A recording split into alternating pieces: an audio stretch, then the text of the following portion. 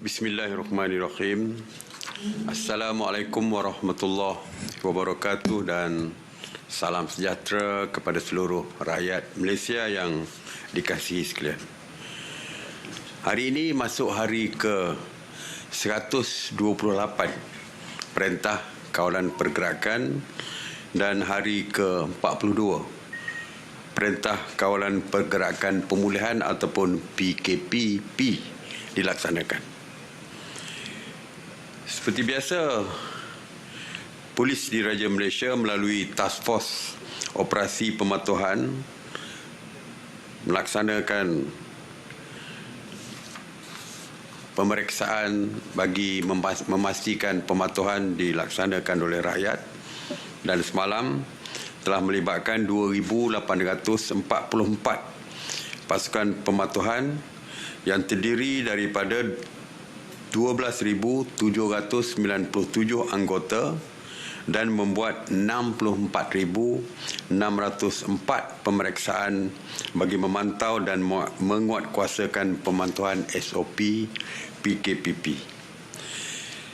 Sebanyak 3,883 pasaraya, 5,810 restoran serta 1,981 penjaja, 1,136 kilang dan 1,618 pasaraya dan pasar tani telah diperiksa.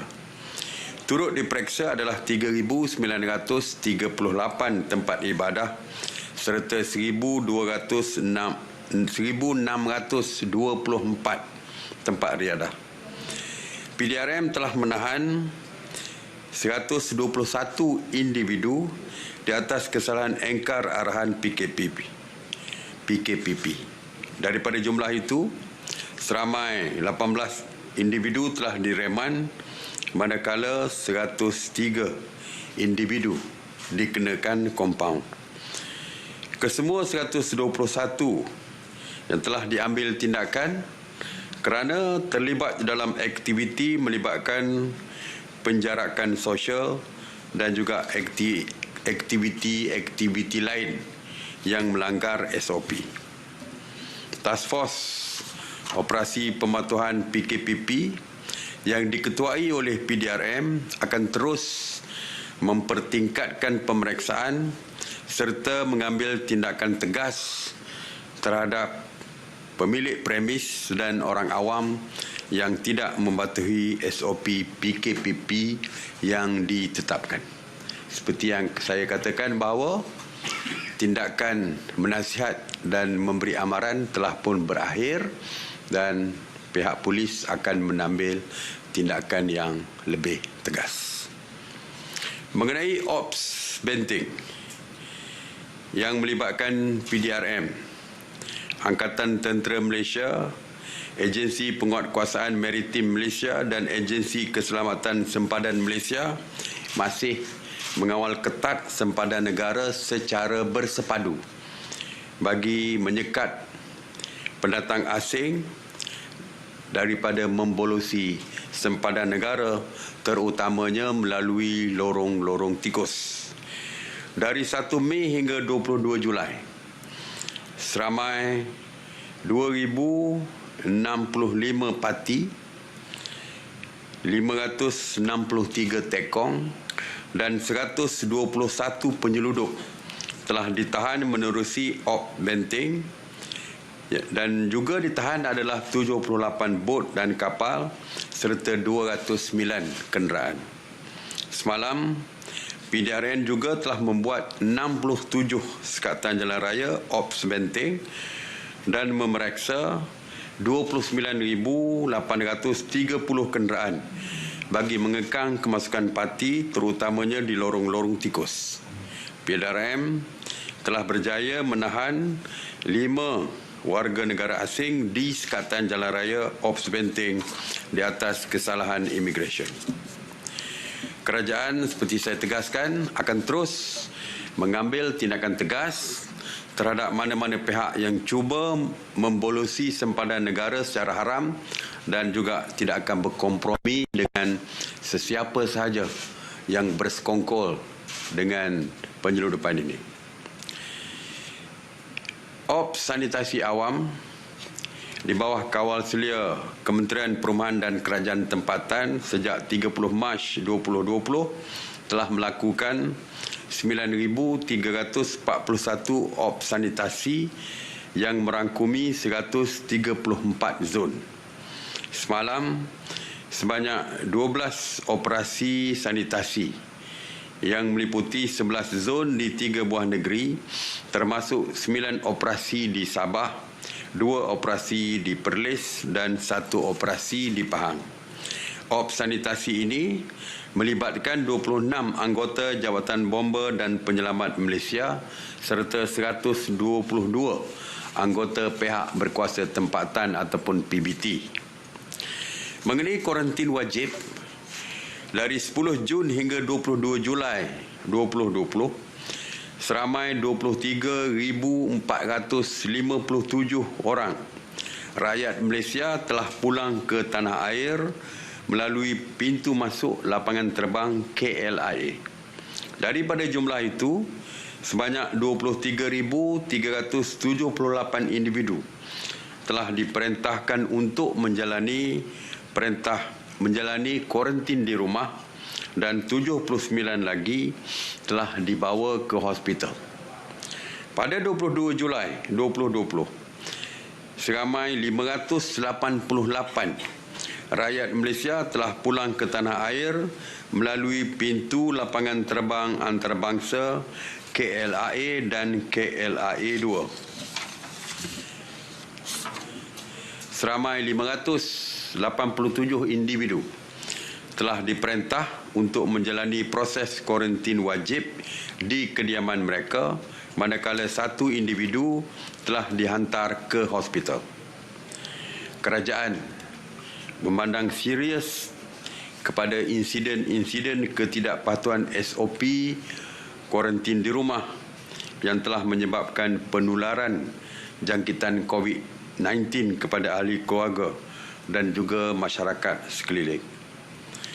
Dari apa yang dilaporkan oleh Kementerian Kesihatan, 50% daripada rakyat kita yang membuat home quarantine ini ataupun kuarantin di rumah tidak patuh. Jadi jumlahnya sangat besar sekali. Oleh itu, kerajaan seperti yang telah saya umumkan telah membuat keputusan untuk tidak lagi membenarkan kuarantin di rumah, tetapi kuarantin secara wajib di stesen-stesen kuarantin yang telah pun dikenal pasti oleh kerajaan, sama ada di hotel ataupun di Institut Latihan Awam ataupun ILA. Seperti yang saya umumkan bahawa kuarantin wajib di stesen kuarantin akan bermula besok pada 24 Julai. Sama ada yang tiba melalui udara, laut ataupun darat. Bermakna yang tiba melalui penerbangan di mana-mana lapangan terbang antarabangsa kita, bukan saja di Kuala Lumpur tapi lapangan terbang antarabangsa lain seperti Pulau Pinang, Johor Bahru, Sabah, Sarawak dan sebagainya. Begitu juga yang datang melalui jalan darat seperti melepasi Tambak Johor, ya, daripada Singapura ke Johor Bahru. Mereka yang tiba daripada mana-mana sekalipun akan dikuarantin wajib di pusat stesen-stesen kuarantin yang ditetapkan.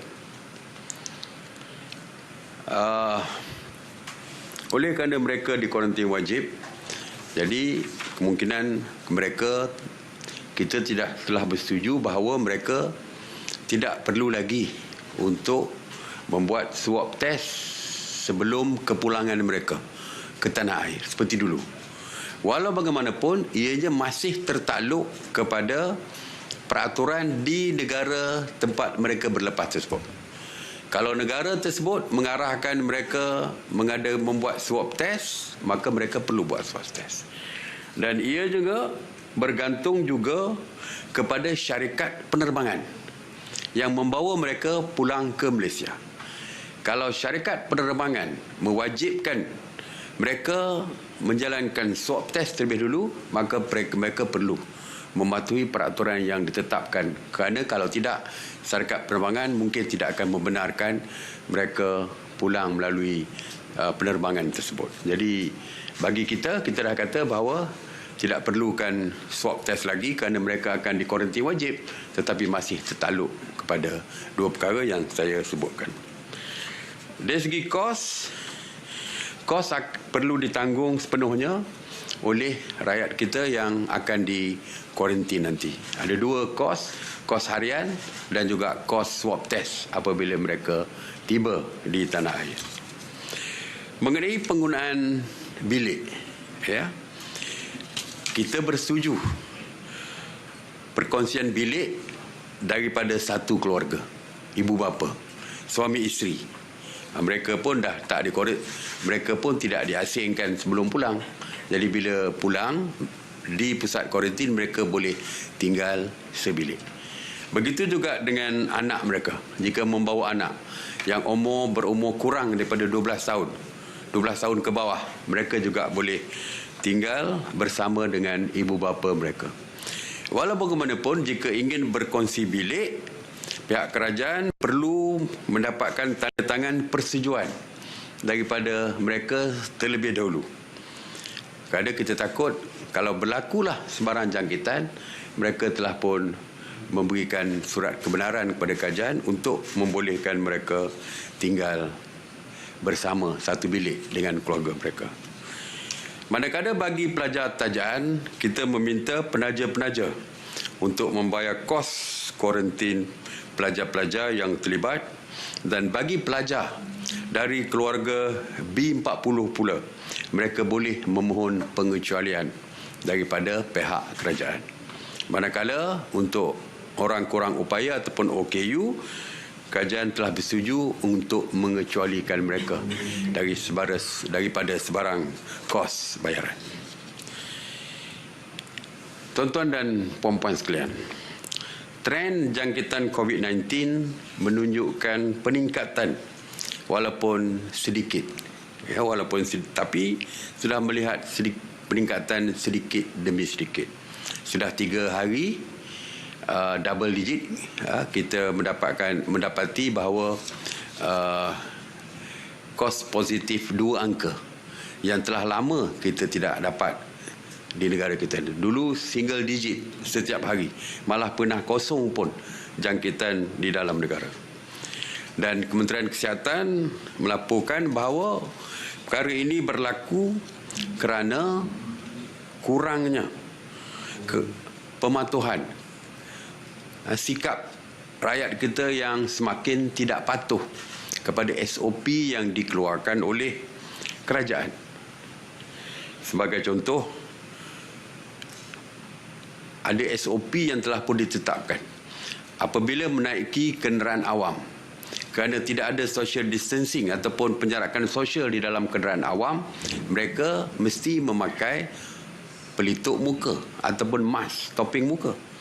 Tapi didapati hari ini di dalam LRT ke, di dalam bas ke, di mana-mana kenderaan awam, termasuk di dalam pesawat, pelitup muka tidak lagi digunakan walaupun kedudukan mereka berhimpit-himpit dan sebagainya. Penjarakan sosial,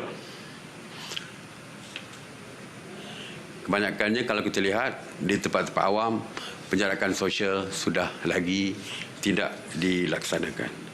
Jadi sebab itulah akhirnya kerajaan membuat keputusan hari ini di dalam mesyuarat khas MKN. Hari ini kerajaan telah membuat keputusan mulai daripada 1 hari bulan Ogos, pemakaian pelitup muka di dalam pengangkutan awam dan tempat-tempat awam yang bersesak-sesak adalah diwajibkan. Orang ramai boleh menggunakan pelitup muka buatan sendiri yang dijahit sendiri, tetapi mengikut spesifikasi yang dibenarkan oleh WHO atau Pertubuhan Kesihatan Sedunia yang akan dikeluarkan oleh Kementerian Kesihatan. Kementerian Kesihatan akan memberikan spesifikasi tersebut. Kita akan edarkan, kita akan keluarkan dalam media dan sebagainya supaya kita boleh menjahit sendiri pelitup muka untuk digunakan. Jadi sebenarnya selama ini kita tidak mewajibkan kerana kita tahu untuk mereka yang berpendapatan rendah adalah amat membebankan jika dipaksa dan diwajibkan penggunaan pelitup muka, kerana pelitup muka digunakan secara pakai buang. Yang terbaik 3 jam, tetapi sekurang-kurangnya satu hari satu pelitup muka, tapi yang terbaik adalah 3 jam. Jadi kalau keluarganya besar, tentulah tanggungannya besar, terutamanya mereka yang berpendapatan rendah, yang miskin dan sebagainya. Tapi sekarang ini WHO telah pun mengeluarkan peraturan, iaitu boleh menggunakan pelitup muka biasa, tetapi speknya adalah spesifikasi dia, dan perkara inilah menyebabkan menyebabkan kerajaan mewajibkan pemakaiannya, kerana setiap orang boleh menjahit sendiri pelitup muka untuk menjaga kesihatan diri dan keluarga. Walaupun untuk 1 Ogos ini hanya di dalam kenderaan awam, ya, seperti bas, LRT dan sebagainya mesti wajib memakai pelitup muka. Begitu juga kawasan-kawasan yang bersesak-sesak seperti di pasar tani, ya, dan sebagainya, yang dilihat tidak ada penjarakan sosial dilaksanakan. Sebenarnya Kementerian Kesihatan mengatakan bahawa untuk mengurangkan jangkitan ada 2 perkara yang penting dilakukan, sama ada memakai pelitup muka ataupun topeng muka ataupun melakukan penjarakan sosial. 2 perkara ini sangat membantu untuk memutuskan rantaian COVID-19 ini. Jadi saya harap mulai sekarang ni bolehlah mula menjahit untuk membuat pelitup muka sendiri, kerana apabila menaiki kenderaan awam pada 1 bulan, jika gagal mematuhi arahan hari ini, mereka akan boleh dikenakan tindakan di bawah Akta 342 seperti kompaun 1,000, dihadapkan ke mahkamah dan sebagainya. Kerajaan sebelum ini telah menetapkan penjarakan sosial yang perlu dipatuhi oleh pengusaha-pengusaha kedai makanan serta restoran. Dan kelonggaran hanya diberikan adalah mengikut saiz meja, tetapi mesti juga mempunyai penjarakan sosial. Kalau dulu 2 satu meja, 4 satu meja. Dan saya umumkan bahawa bukan mesti 4, mungkin boleh jadi 8 pun boleh, tetapi asalkan ada penjarakan sosial. Tetapi perkara ini tidak dilakukan. Banyak restoran, banyak warung-warung tidak melakukan peraturan yang ditetapkan ini. Akhirnya duduk berhimpit-himpit di dalam restoran dan sebagainya seperti biasa, seperti dulu-dulu. Jadi perkara ini juga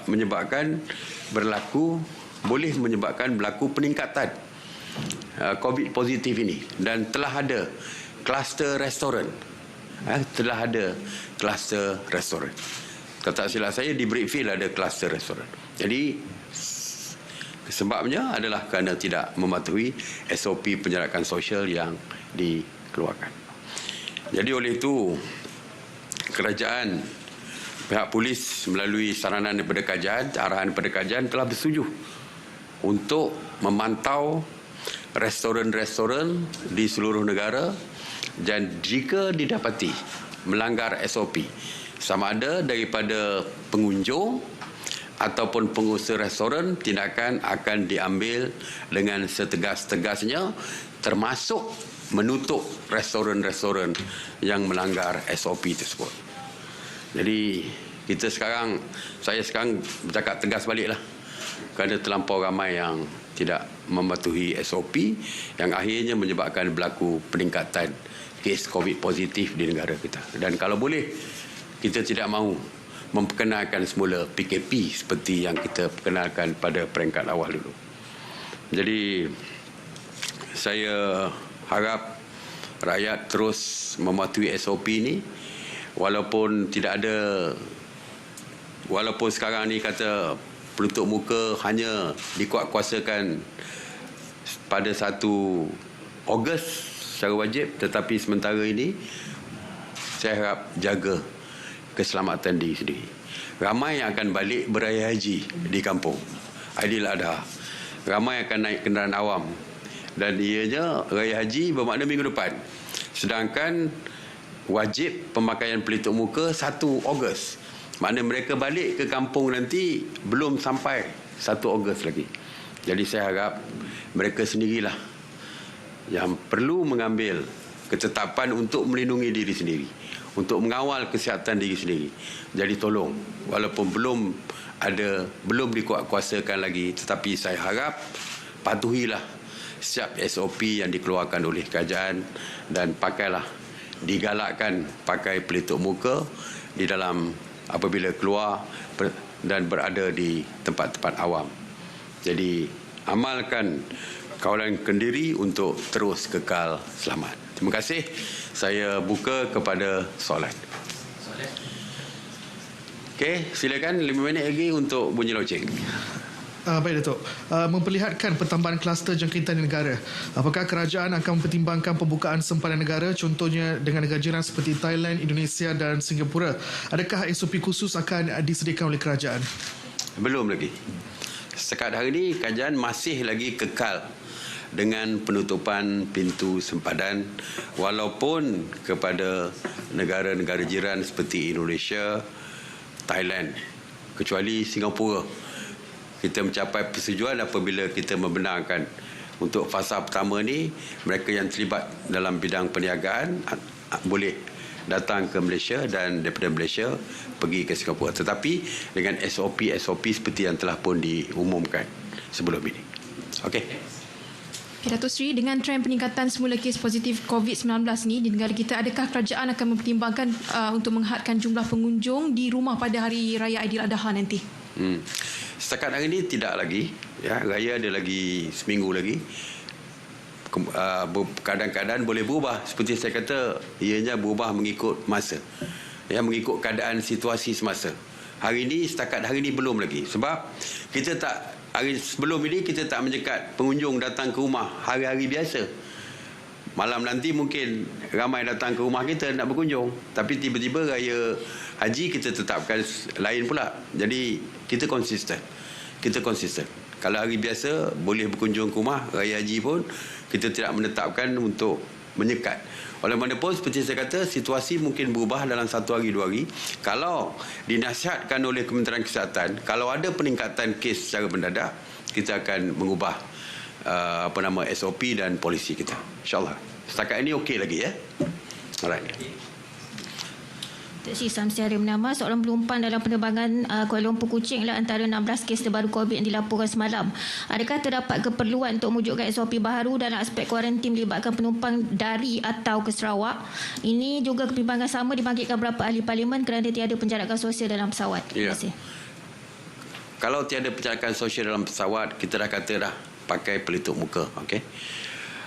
Hari ini di dalam mesyuarat yang baru habis sebentar tadi, mesyuarat khas MKN, Timbalan Ketua Menteri Sarawak Datuk Seri Douglas Unggah menyebutkan bahawa mana-mana penumpang yang datang daripada luar negara, transit di KLIA dan terbang pulang ke Sarawak, mereka akan dikuarantin wajib di Sarawak. Jadi untuk itu. Tapi untuk penumpang daripada Semenanjung berulang-alik ke Sarawak, setakat dah ini belum ada sebarang keputusan sama ada mewajibkan mereka dikuarantin atau tidak. Cuma random check, pemeriksaan secara rambang akan dilakukan di lapangan terbang di Sarawak untuk cek dari segi sama ada mereka ni mempunyai gejala COVID-19 atau tidak. Itu penumpang yang daripada Semenanjung. Tapi daripada luar akan dikuarantin wajib seperti yang kita lakukan di Semenanjung ini. Ya. Yeah? Alright. Terima kasih. Assalamualaikum warahmatullahi wabarakatuh.